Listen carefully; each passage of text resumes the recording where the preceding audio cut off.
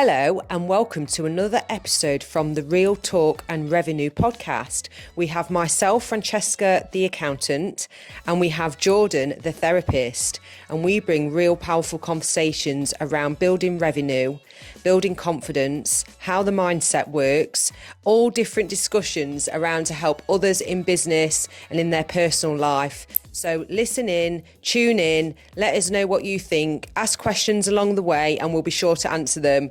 Enjoy. Reveal what's I really like this. I like my Where's jacket. This from? Asda. I really like that outfit. Thank you. Yeah. Oh, these jeans, I've got to tell people about these jeans. Go on.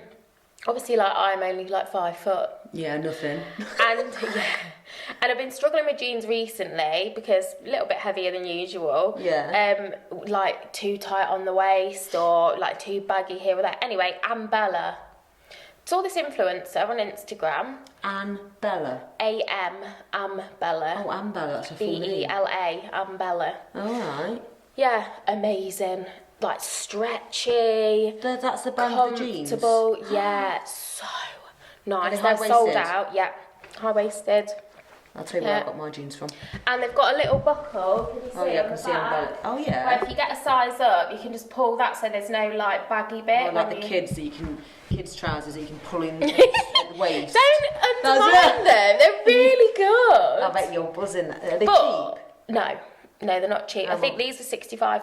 Oh, that's not too... They're not extortionate, and then the bluer ones are £75, but they're all sold out. These were the only ones I could get, which actually I really like. So I'm waiting to be notified. Perfect. Yeah, and what I will say is that recently, in most brands, I've had to go up to a size 12 because 10's just too tight. But then when I saw these and they were explaining how they fit and stuff, I just got my usual 10 and it just fit so nicely. And it was saying our size Jeans 10, are hard. this size 10, and they were just saying we are a true, we're just true to size. So there you go. So I went in H&M when I was in Leeds. Yeah. And I got 2 pairs of jeans. Yeah. Size 38, which is a 10. Yeah. One pair was £25, and they're not overly stretchy though, but they fit perfectly. That's good. See, I can't go because I need a shorter length. You need a short length. They do short. I have to do Next, Levi's obviously do thingy ones. M&S do, to be fair. Yeah. New Look do, ASOS, all of that sort of thing. Yeah, so it's easy to find. But H&M and Zara, they don't, which is really annoying. Oh, I thought they did. No. Anyway, happiness. Someone might prove me wrong, to be fair, but. Shock me here. What's the key to happiness, Jordan? Values. Knowing yourself and your values and not taking a blueprint off society and social media. It's figuring out what you value and what fulfills you as a person and moving towards that, even if it's not the social norm, even if it's not the trajectory that most other people follow. It's being curious about what lights you up rather than just being yep, this is what everybody does. People pleasing as well. Here we go. I'll tell you something, people pleasing. Yeah, confidence. Confidence, I think. Not as in so being out there and extroverted. It can be a quiet confidence of just knowing yourself and being able to show up as yourself. That is such a hard thing for people to do. Oh, I know it is. Is to just show up authentically as themselves without thinking, what's going to make people like me? Yeah, what's they're going to think of this outfit? Yeah. Oh, I need to wear that outfit because that model on social media is wearing it. As a younger, this is as a parent and you've got young children, but it is hard out there. And I think even as a parent, you can be unhappy. And I've been there. Yeah, of course. Because you're questioning yourself as a parent. Yeah. But I've had many unhappy feelings along the journey. And you could have a lot of money, a very successful business, and still have your moments. And Absolutely. And I think people think that the ones on social media, I can't even go off that really, in the magazines or in the olden days, but you can get a perception of somebody and think, wow, look at that massive house. Yeah. They must be so happy, look at their relationship, and especially young kids. I used to kind of have those things as markers of success and happiness. Yeah. And it's only been in the last, 7 years, 5 to 7 years, that that's really shifted for me. Yeah. Like really, really shifted. And every now and again I still get caught in that like consumer mindset and like, oh, nice car, oh, nice house. But also... Oh, I still do that. Yeah, and that's still happening for me. That's okay. I want those things. Yeah. And it is okay. I'm not saying it's wrong to have those things, but to pin happiness on don't bother those external material things, like you say, you can have those things, but if you've not sorted out what's going on internally and what's going on in your relationships or the people that you have around you, it doesn't really matter what car you're driving, what house you're living in, what holiday you're going on. If you haven't got good people around you, you haven't. It's all the cliches, isn't it? You haven't got your health, like, do you know what I mean? You haven't got people you genuinely love and care about, and they love and care about you around you. You know who I feel sorry hard. for? I feel sorry for the people with a victim mentality. Yeah. What do you think? Because you're probably going to have a different approach to me, because I'm a bit more No. harsh. I think. Oh, it's so hard because of like this and my past, and they hurt me, and I'm like. I think that there's more to it than that. But you're right. It's woe me.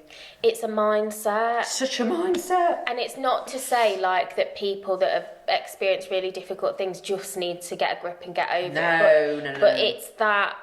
Do you know what it is deeper than a victim mentality? It's having the ability to take responsibility for yourself. And your own life. That's the grown-up version. The biggest thing is like, you are responsible for yourself as an adult. If you're a child or, you know, even like teens, okay, like there's a little bit of like development needed there and coaching. Yes. And of course there still is in adulthood, but like you've got to accept that you are responsible for yourself before you can make any change, because people will just dismiss. It's that fixed mindset thing. People go, Steve would be a bit like that. That's just how I am. George can as well. Oh, well, that's just how my brain works. And I'm like, right, well, you can change that. Yeah, people believe they can't. I'll give you an example of my kids, and there's nearly 17 and 20, but long story short, Bella went out, took the house key, Luca couldn't get in, they didn't have a conversation in the morning. He assumed that she'd know because she's always there, but she was getting a car MOT'd, so we had to wait about an hour, and he was in good spirits when he rang me about it, and I was in Leeds. However, he was blaming Bella on the phone.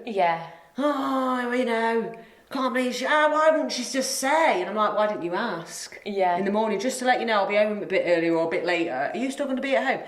I said, take responsibility for your own thing. Whoa, no. And then he couldn't grasp what I was trying to get at, because he wanted me to just to agree with him. Yeah, of course. Be like, oh God, I can't believe it. So I said, I know it's frustrating. And then he was all right, actually. And I'm very good at not bigging someone up in their moan. I go, well, hang on. I always look at others' perspectives. Always give a challenge. I do it now. I just can't help it. It must be everyone comes to me. We and Bella joke about it, but I do know they'll come to me because they'll get the honest, advice, and I mean well, and I want to help them, be their best selves. But it's so true. It's like, obviously kids have got a lot of learning and developments. I can't even use a 16-year-old as a bloody example. But even as a parent, me owning that I'm not just going to stick up for him. And owning when they've done something wrong, and I'm a happier parent, is what I'm trying to say, by owning my boundaries. I was laughing with Tamsin the other day, and how I said that Luca stayed out late one night, and I was mortified. And she's like, well, that's normal. I'm like, not in my house. She looked at me and she went, you know what, you're right, because she's caused herself so much worry by the society. Well, they're older now, so they can stay out till 1 in the morning. And their friends are doing it, so I feel bad. It's the same now with screens. And the boundaries, own it. One of my clients said yesterday, like, our son's like the only one that hasn't got a phone, but we're just not. And I was like, good on you. Good on you. How old is his son? Just coming up 11. They're still young though, isn't it? They are. And I think this is what we forget. Like, just because everyone else's child has got it, or just because everyone else is doing it, is that the best thing for them? Is it? And sometimes it's not. And I know you're protecting them from something else for now, like giving them space. Like not being accessible 24 hours. Like, do you know what I mean? So true. And if you are feeling unhappy, sometimes it can be hormones, by the way. Oh yeah. Oh my and God. low mood, and Yeah. please look. Obviously do something about it, but speak to somebody if that feeling. Absolutely. Because I know you can come out of it, but I do know the only way you can come out of it is looking inward. Absolutely. Constantly you look inward. Yeah. No blame. Gotta take well, they cheated on me and all this, that, the other, and I'm like. Yeah, you can acknowledge like that somebody else's It's hurt behaviour you. is wrong and it's hurtful. Of course. But then it's up to you to think, am I going to accept that, or am I going to put a boundary in? Like, and it can be difficult, you know, because we're not talking about the extremes here, you know, where there's like abuse and like extreme gaslighting and things like that. There might be that, and people can unfortunately lose sight of their own reality because of extreme forms of abuse like that.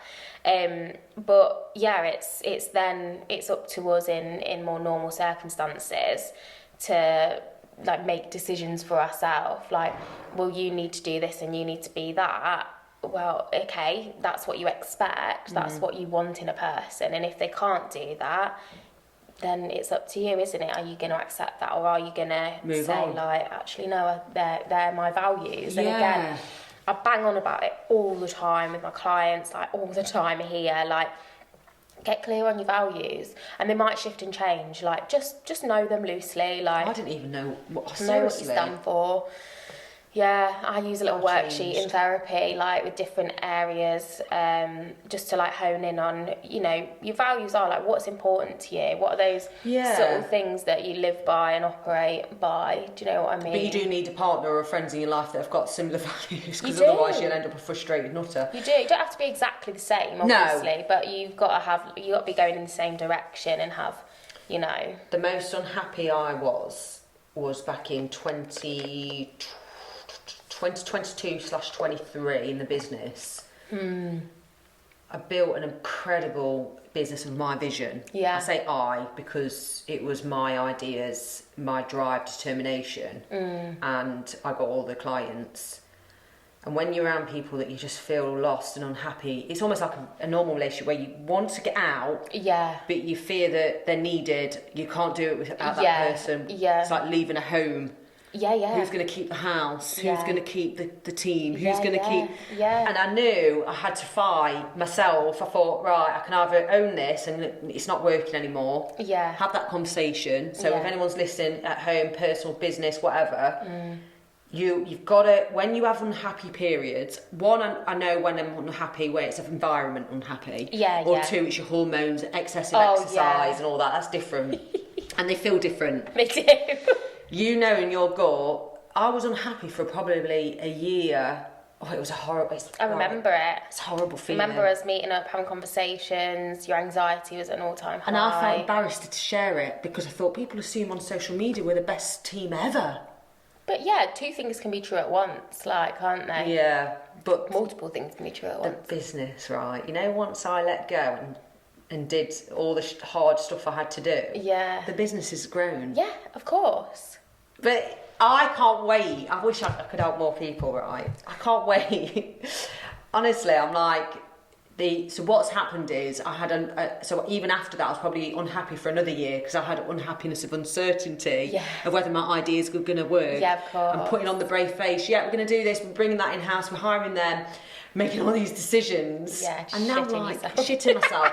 And now I'm like, wow. But now it's new things. Yeah, it's and I different. think that's the thing. Like, tolerating uncertainty is one of the biggest indicators of like the level of anxiety that you feel. Like, the more tolerant of it that you are, the more sort of relaxed and less anxious, and the less tolerant of uncertainty you are, the more anxious you're going to be. And there are really small things that we can do to tolerate more uncertainty. Go on then, what can we do? So, for example, like in the therapy room when we're working with people with clinical anxiety, and it's a funny thing, like intolerance of uncertainty, because it can show up as like being very organised, a perfectionistic trait, stuff like that. So it's very common. You see it a lot in women. Yeah. And I would say that like throughout uni and maybe up until maybe like 2020. it was when I was in my therapy training. So I remember like 2018, 19, I had the realisation that I was actually a really anxious person, and I didn't know that before, and I don't know how. It was so obvious, but not obvious to somebody that didn't have that lens, that therapist lens. Do you know what I mean? So, and how I would manage it would be like control and like rules all the time. Like I hated, you know, like we talk about like lateness and stuff like that, but I just couldn't tolerate it. Like I hated it, even if it wasn't like a big deal or plans were flexible or whatever. I do. Like the state of my house was just like ridiculous, really. Like clean. Yeah, no need for it. No need. I'm not saying I had OCD or anything like that. Yeah. But I'm just saying that was the way that I helped regulate my very anxious nervous system at the time, was to control my environment. I didn't really go anywhere until I had a dog. It sounds so ridiculous, right? I would not go out, I'd never go out for a walk. Like, I couldn't go out for a walk. I wouldn't go into situations where I didn't know many people. I didn't even really like going to the shops. Like, I used to like go to the shops, get what I needed, make sure I did it first thing in the morning, do my trail of jobs, be back in the house as soon as I practically could, and then not want to leave for the rest of it. So everything was orientated around like getting back to the house. Safe. My safe space and controlling that environment so that I could feel safe and regulated. But it was so false, because how is it false? It sounds great. It was a false sense of security. I know what you're saying, because the 100%. conditions had to be so just rigid. And all sorts going on at the time, like relationship that wasn't working, like I can imagine. Job that I hated and didn't suit me, like so much anxiety and insecurity, and I didn't even know, like I had no idea at the time. No, because it's you're in it. You're just in it, like thinking, well, this is great. I've got my shit together. Because I'm so military. Controlling everything. So what helped get out of it? Do you know what? The most ridiculous thing that shifted my mindset in 2019 was that I got a dog. Right? You don't like dogs. But that made me settle into the fact that I couldn't keep the house as clean, like as in there would be like a piece of fur on the floor. Like I couldn't have like every... It's true, kids, to be honest. And then of course, like having a dog meant that I was out 2 to 3 times a day walking the dog, and I started to just meet people, chat on a walk, like hello, like just like. Oh, I love your little example. Hello. Hello. Is that how you say it? Hello. Hi, how are you? So it gave me more structure. It got me out of the house multiple times a day. So it was really kind of like a structured exposure. Right, what would you say to someone that doesn't want dogs and animals to look after? Is there other things? Just like gradually starting to move out of your comfort zone. It is that, isn't it? That's all it is. Like if you're rigid true. with the house, start to be a little bit more flexible in your thinking. Like the common things we work on in anxiety are things called approach strategies, which are like safety behaviours. So it could be not delegating things to other people and doing it all yourself because you're worried that they're not going to do it properly. Therefore, you want to start delegating little things, and at the same time, like not micromanaging that delegation. That could be at home, it could be at work. Checking things and rechecking things, like to make sure they're right or that you did something properly or whatever. Loosening your grip on that. What are other common things that reassurance seeking is a big one, whether that be subtle or overt. So sometimes reassurance seeking looks like, do you think that decision's okay? Like that I made, like if I message you, Francesca, what do you think to this? Like, is that okay? And then I might message you again. I love how you just call me Francesca. You're the only friend that gets it. I have to try hard because... but you just did it. Yeah, I'm mindful of it. You don't know how much I appreciate that. Anyway, crack on. So, do you think that decision's okay? And you'll be like, oh, yeah. Like, and then the next day I might message you again, I'm just thinking, like, is it all right? Like, seeking reassurance. Or sometimes reassurance seeking looks like that friend hasn't messaged me in ages. Have they fallen out with me? Have I done something wrong? Okay, I'll just message them. Like, hi, how are you? Like, what have you been up to? Like, overcompensating. If I get a response, I'll be reassured, like, they haven't fallen out with me. But if they're funny with me, that's subtle reassurance seeking. I can give help on this one, what I've had to do. And then you've got avoidance strategies that are a form of control as well. So procrastination is a big avoidance strategy that still gives you a level of control. And procrastination often serves as like avoiding difficult feelings. So many people do that. Yeah, avoiding committing to things. So I'd do this with plans. Like this is why I wouldn't go out as much as what I would now. Not out, but I mean anything. Is because I think, what if I don't feel like it on the day? Like, what if I don't feel like going? Like, what if I don't want to go, or I just want to stay at home? Or what if they're there? What if someone else? So I would just not commit to anything, or I'd decline immediately and make an excuse or whatever, because then I feel relief, can't I? Like, I don't have to put myself in that situation. But of course, it's not helpful, because I'm not getting data that... Deep down, you're not happy because you've done that. And you're not making friends, you're not making connections. So... what you're not getting is objective data. That I can go in that situation, I can feel uncomfortable, I can meet people and have good conversations, I can meet people and be liked. Like, I am a likeable person. Do you know what I mean? Yeah, you are. You're not getting any disputing, like, evidence. So you just go on believing, like, people won't like me, or, like, it'll be uncomfortable, I won't be able to cope with it. You know, if you don't put yourself out there and test those ideas and theories out, you're not going to get objective evidence. So...